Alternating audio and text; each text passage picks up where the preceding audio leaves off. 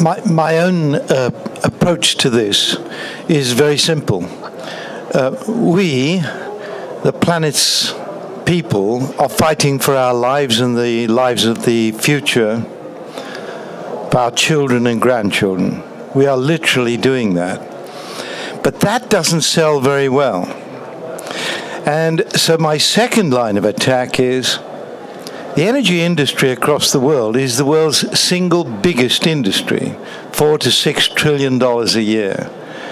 And we're going to see this industry change from a fossil fuel-based industry to a fossil fuel-free industry within a few decades.